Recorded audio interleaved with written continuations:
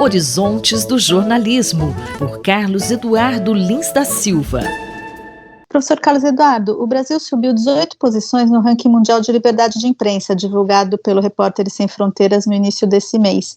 O que o senhor gostaria de comentar sobre esse assunto? Esse progresso que o Brasil fez no relatório anual que o Repórteres Sem Fronteiras divulga, ele é muito mais em função de expectativa e de percepção do que de fatos concretos, porque não houve uma grande alteração no ano de 2022 em relação a 2021, mas houve a eleição do atual presidente Lula, em substituição ao ex-presidente Bolsonaro, que foi encarado por parte das entidades jornalísticas e dos que fazem esse relatório anual como uma perspectiva excelente de que as coisas melhorariam no Brasil.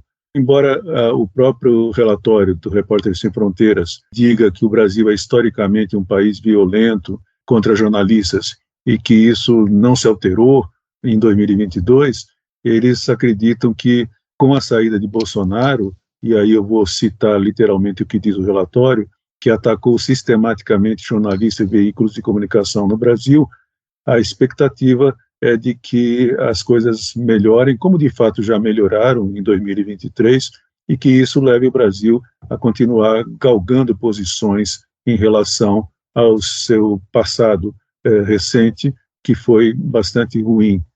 Professor, um caso curioso também é o do Japão, não? O relatório é um relatório muito rico de considerações sobre o jornalismo.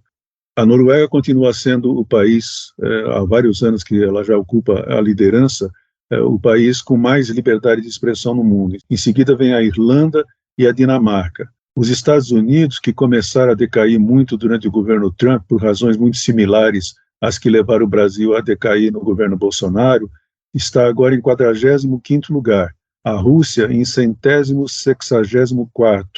A China é a penúltima colocada e a Coreia do Norte é a última. Mas, como você diz, algumas democracias importantes, como é o caso do Japão, têm uma classificação bastante ruim. O Japão, dos países ricos do mundo, é o menos bem classificado, está em 68º lugar. E não porque haja censura da parte do Estado. O que existe no Japão é uma autocensura que é secular. Desde 1890, existem no Japão os chamados clubes de repórteres, em japonês é Kishakurabu, que são clubes aos quais se associam as pessoas, jornalistas, que cobrem determinado setor, ou determinado órgão do governo, ou determinada associação de classe econômica, e que eles são unicamente os que são recebidos para concessão de entrevistas, são os únicos que escrevem a respeito dos setores que eles cobrem. E para poder ter esse privilégio, eles costumam ser muito condescendentes com as pessoas que eles entrevistam e com os assuntos que eles cobrem.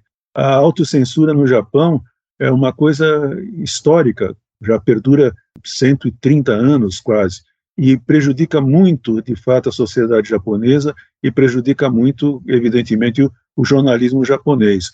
Por isso, inclusive, que muitas pessoas ficaram com medo quando o jornal Financial Times, que é um dos melhores e mais respeitados jornais do mundo, foi comprado por uma empresa jornalística japonesa, porque as empresas jornalísticas no Japão fazem parte desse esquema dos clubes de repórteres e colaboram para que a autocensura continue se impondo na prática diária do jornalismo japonês.